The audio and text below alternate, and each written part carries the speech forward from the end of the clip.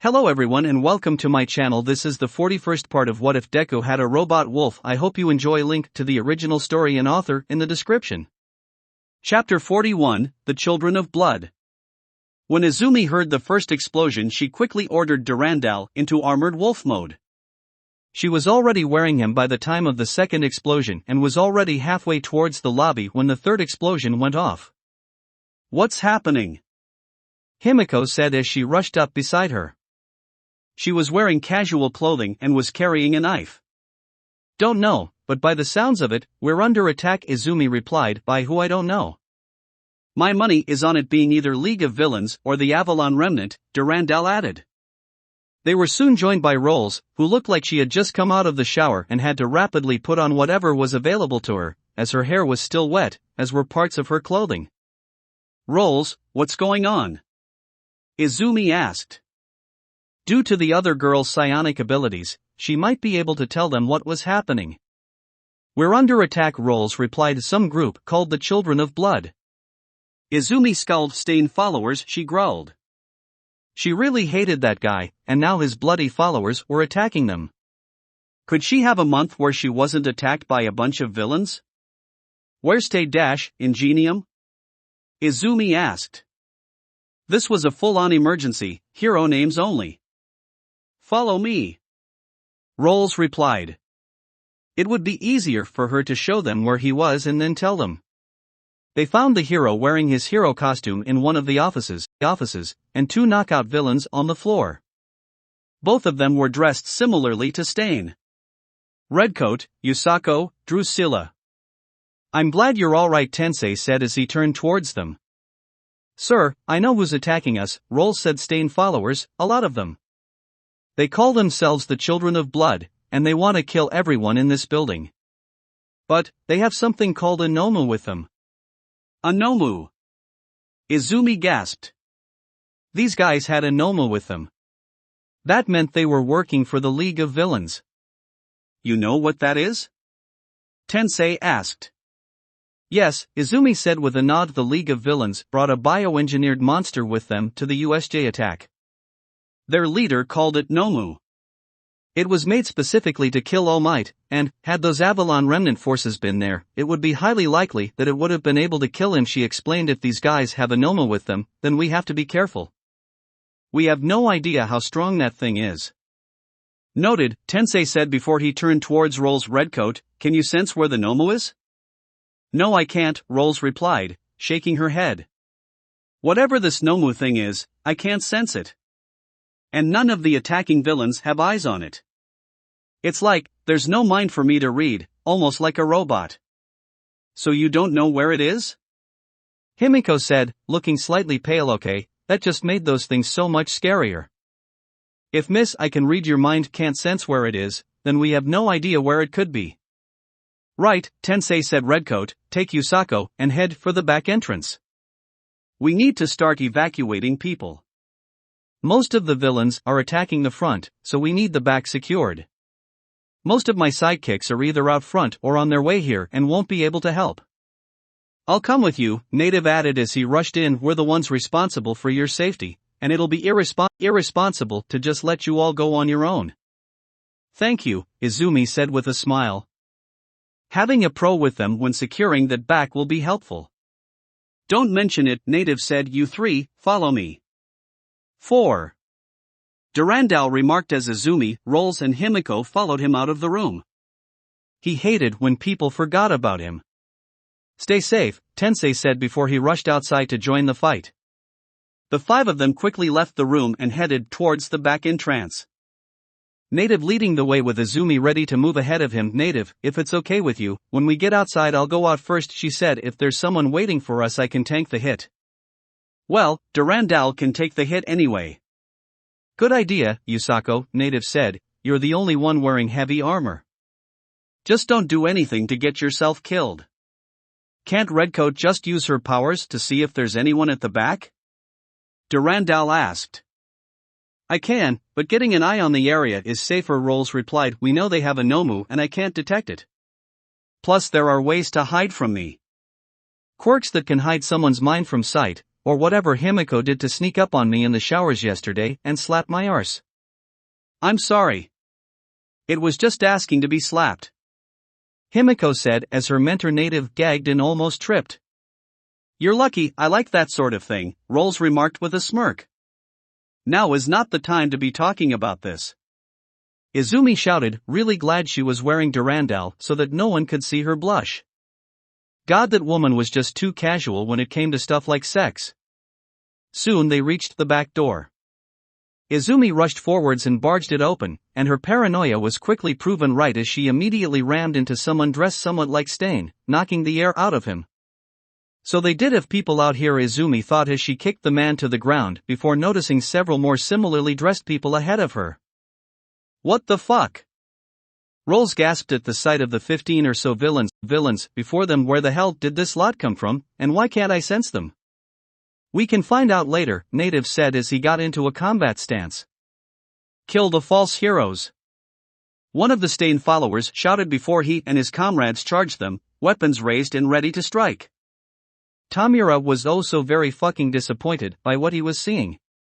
He was standing atop a water tower overlooking the chaos below. These guys have had his Nomu for less than 12 hours and they have already begun their attacks. Early in the morning, in broad daylight, and their first target was the Team Ida-10 agency. He didn't mind that they were attacking a bunch of heroes. They're heroes, they suck.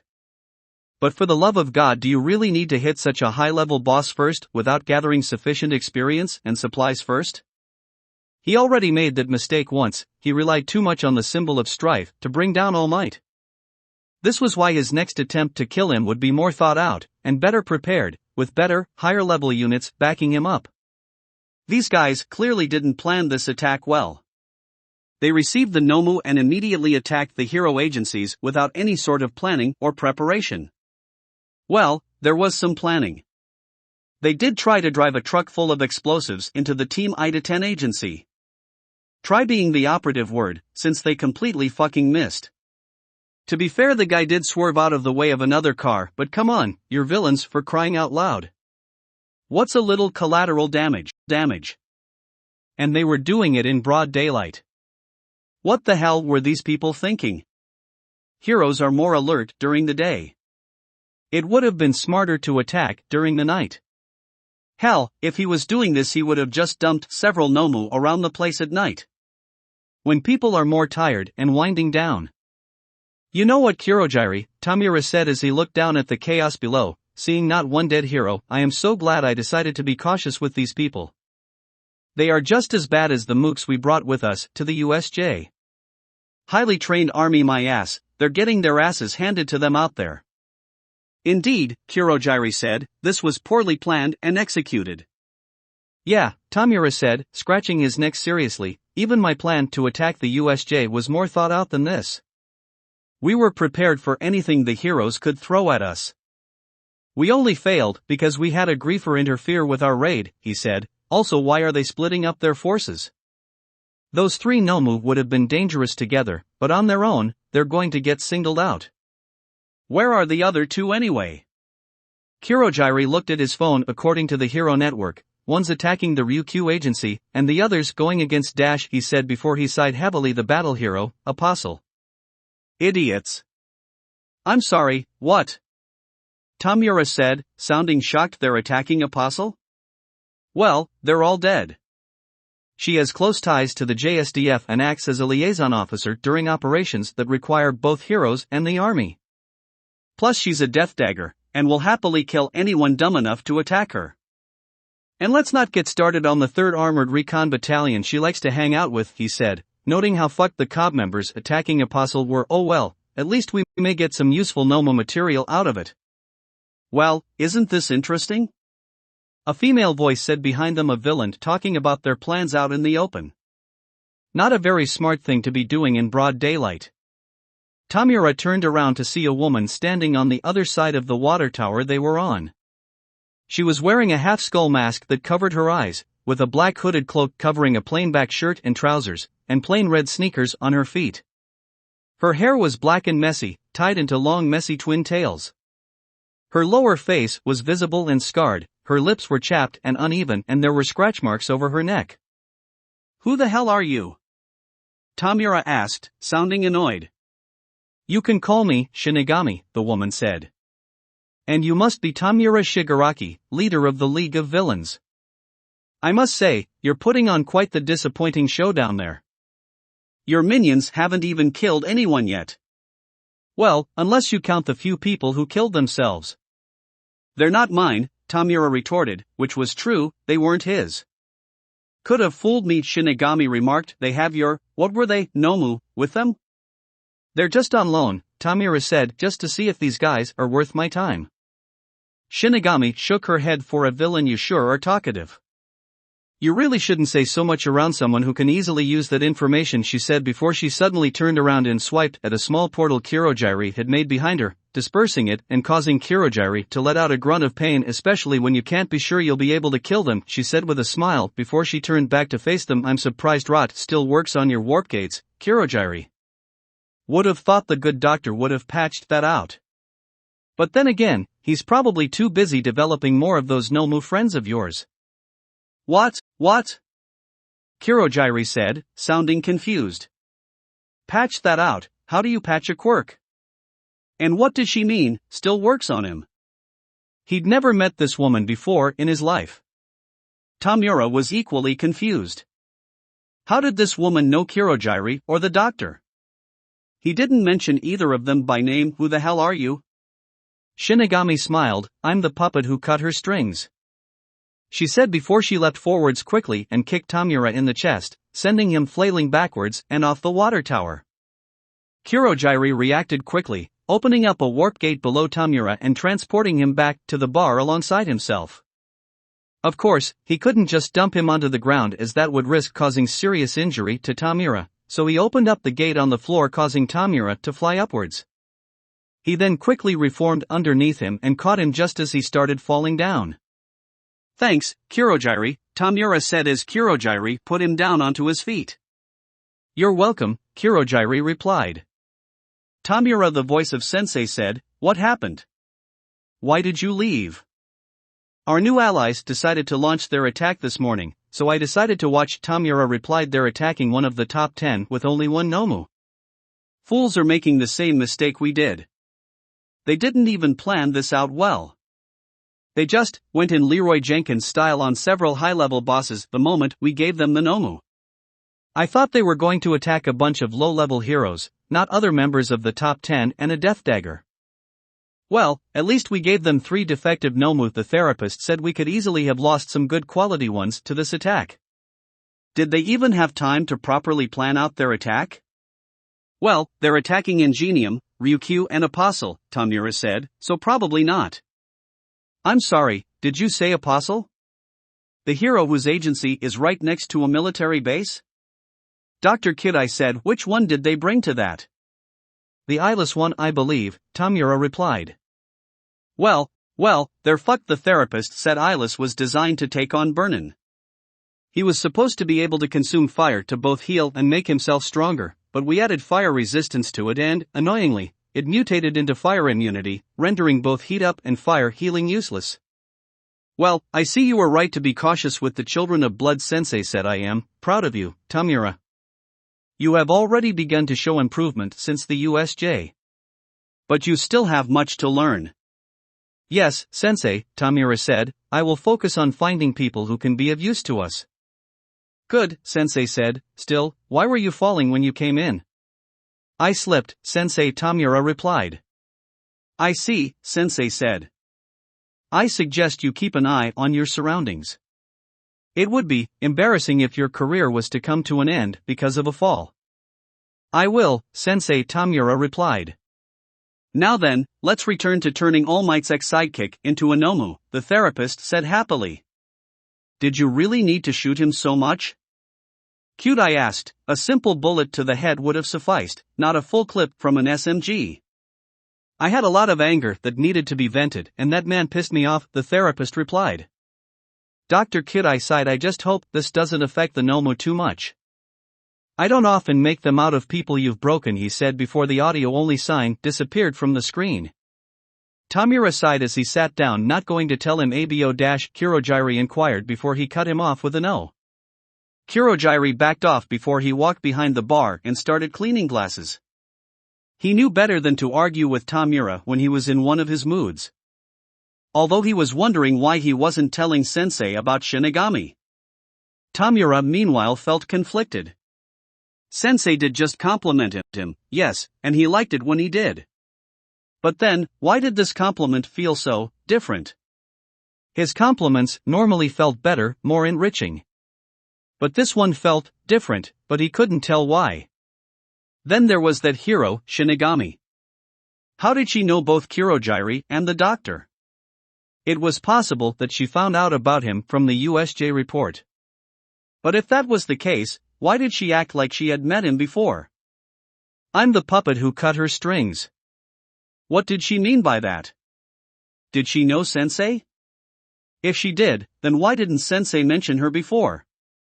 Whoever she was a threat, and he was going to have to deal with her, personally. But he had to keep Sensei in the dark about this. That woman spoke as if she had met Kurogiri before, and he was going to find out how.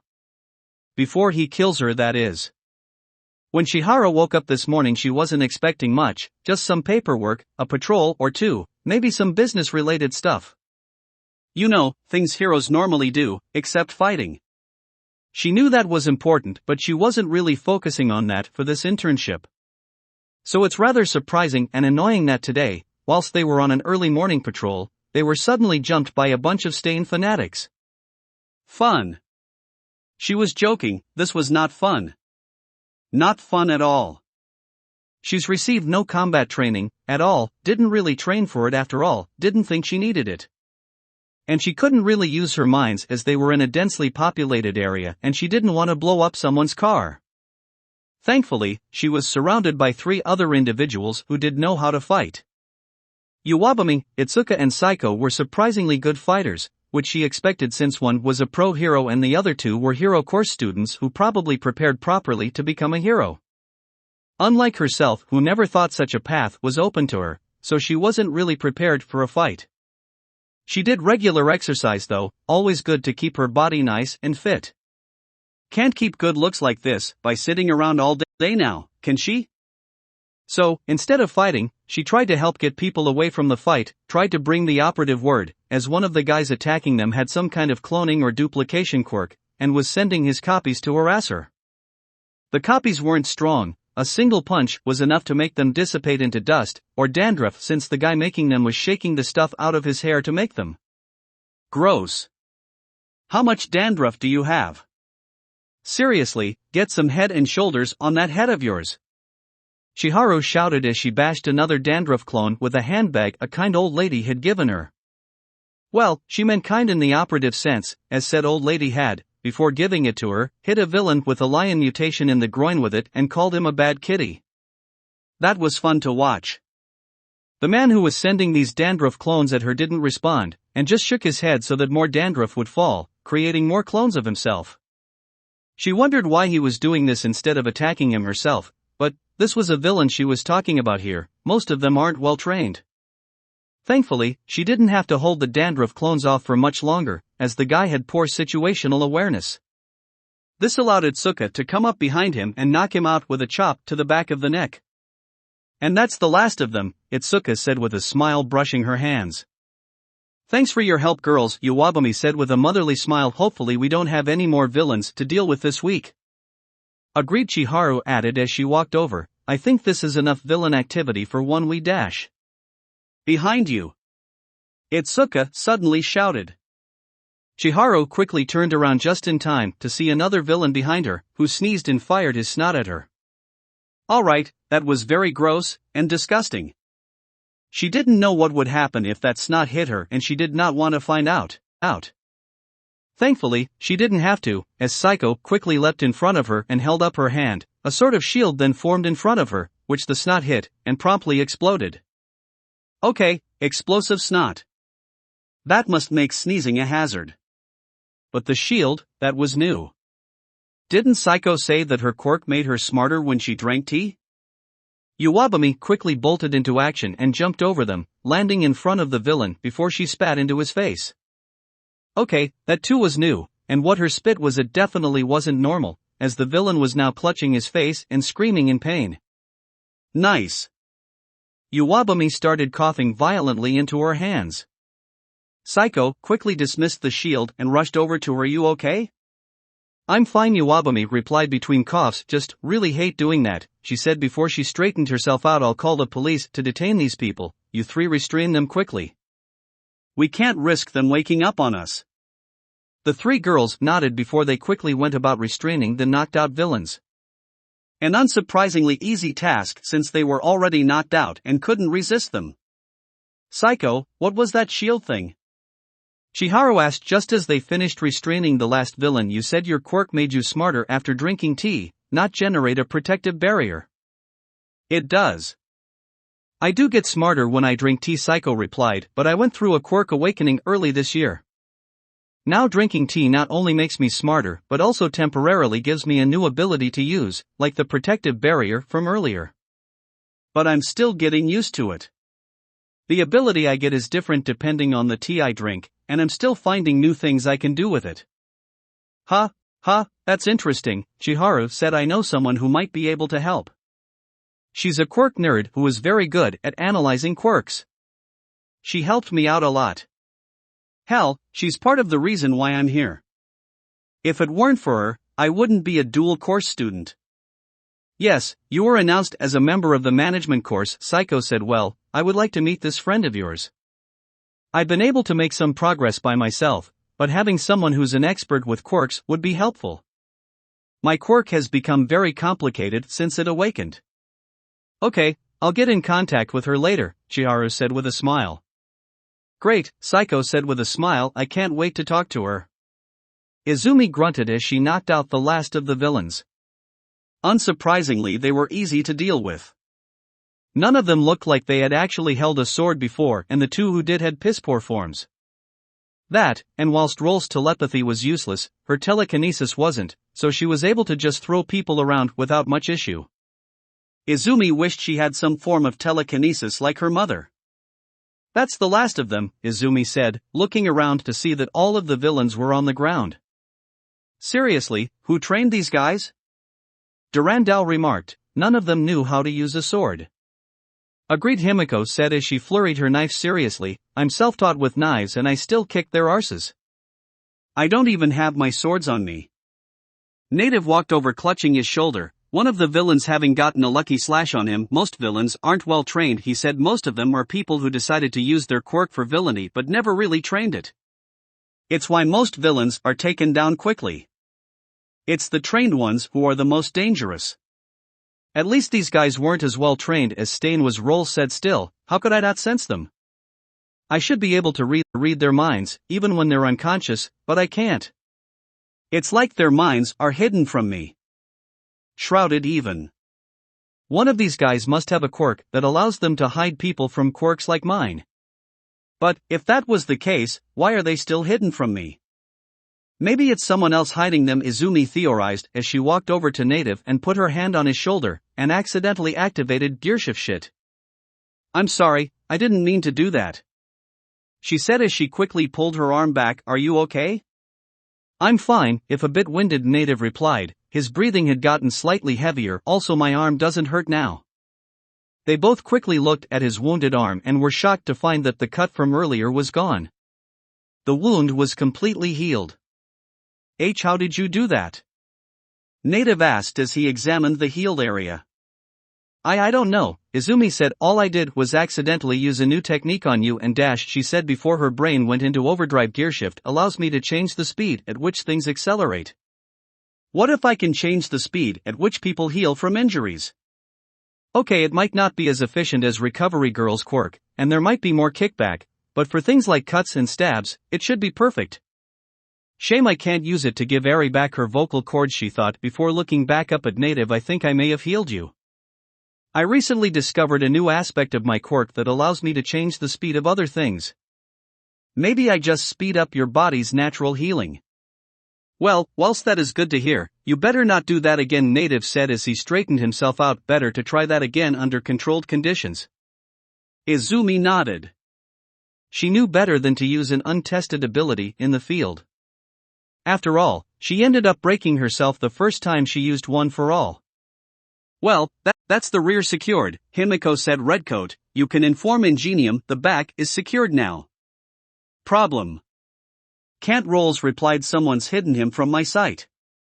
I can't sense the minds of anyone at all. Maybe the same guy who hid these guys from you is hiding them as well, Izumi said. Must be some kind of emitter quirk, maybe a bubble of sorts, projected around the user. And we're still in the bubble, Rolls said. Great. Now I can't send anyone a message. Drusilla, head back to the front and inform someone the rear is secured, Native ordered. Understood, Himiko said with a nod before she turned and rushed back to the building. What happened next no one could have predicted. Just before Himiko reached the building, a Nomu with pale green skin and 4 eyes protruding from its brain landed on top of her and crushed her head against the pavement. Himiko! Izumi shouted before she rushed forwards and kicked the Nomu into the wall behind it. She then looked down at Himiko's body and immediately wished she hadn't. There was nothing left of the girl's head, just blood, gore, and crushed bones. She was glad Himiko had died face down. She didn't want to see the state of the girl's face. No, Izumi wimped. How? How could Himiko be dead? They both survived the USJ, they came out of that hell alive. How could she die now? Fucking finally, a voice shouted above them. The three of them looked up to see another villain dressed like Stain standing on top of the building. God, that thing was slow, the man said, sounding very annoyed. I issued that thing in order to attack you the moment you bastards left the building, and it took 5 bloody minutes to move. I'm going to be having words with the League once we're finished up here. The League of Villains, Izumi said quietly, so they are working with them. Well, at least it killed one of you fakes. The man continued. Little slut deserve dash, he spat before he suddenly slipped and fell, landing back down on the ground with a meaty thud and splattering blood everywhere, with a few drops hitting Durandal. He did not survive the fall. Must have tripped, Rolls remarked coldly. Yeah, must have, Native agreed, deciding not to dispute her. Izumi looked back over to the Nomu. What about the new? She asked shakily. I've got it under control, Rolls replied. It's mindless, almost like a robot made out of meat. Controlling it is child's play.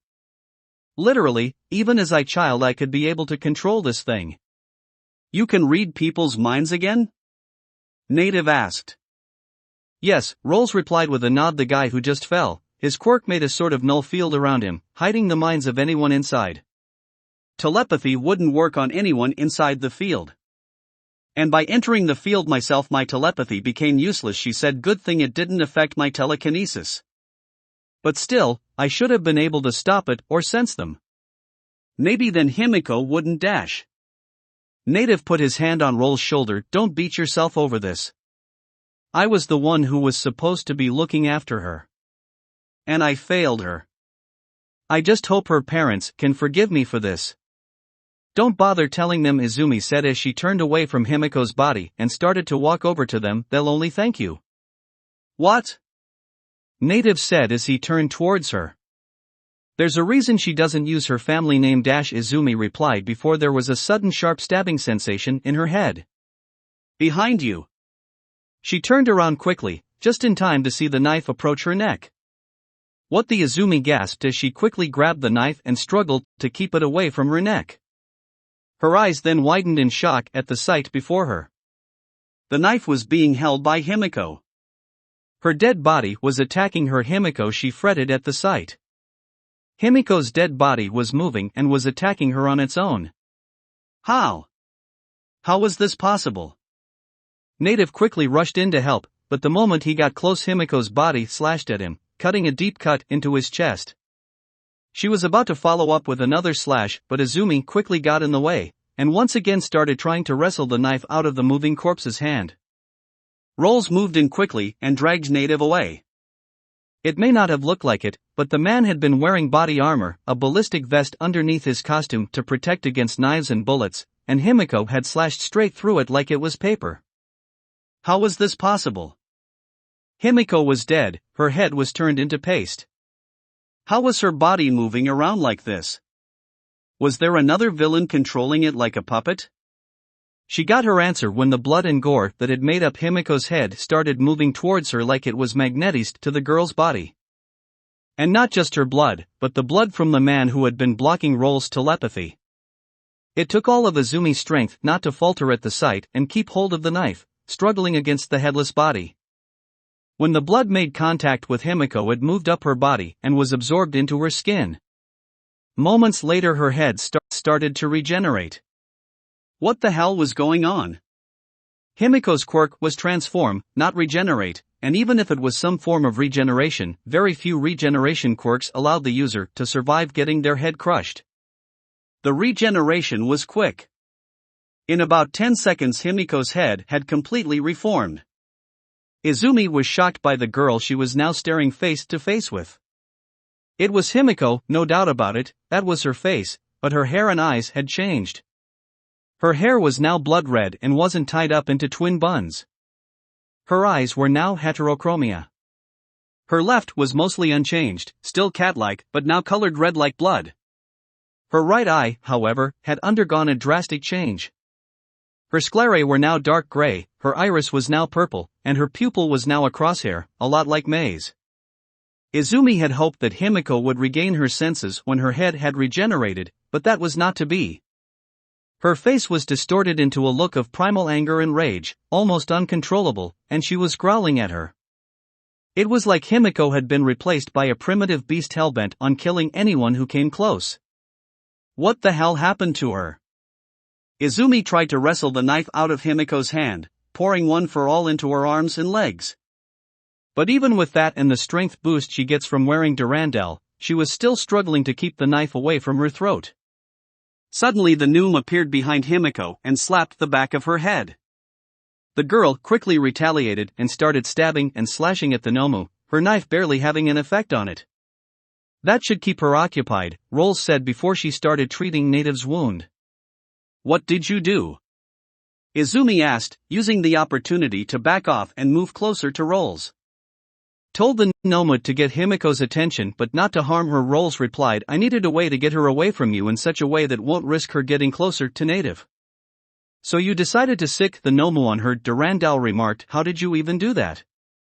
Simple mind control, Rolls replied as she finished getting Native out of his shirt and armor and started bandaging his chest. Now then, the guy hiding everyone's minds from me has been dealt with. I can sense the Noom's mind. It's a mindless beast, programmed with simple instructions. It has no mind of its own or memories. Give it an order and it will obey. I just tricked it into thinking it's been given an order from the guy who it's surprised to accept orders from. It has no mental defenses whatsoever. Seriously, if I wasn't busy checking both Himiko's mind and bandaging Native, I would be able to control that thing like a puppet. Hell, 6-year-old me could control it like a puppet. Well, that's good to hear, Izumi said as she looked over to Himiko before she snapped back towards Roll's. Wait, you inside her head? Please tell me Himiko's still in there? She's in there alright, but she's not in control, Rolls replied with a frown as Himiko continued to slice and jab and cut the Nomu. Her mind is a mess right now. I don't know what's going on in there, but it feels like she's operating on some sort of pre-programmed response.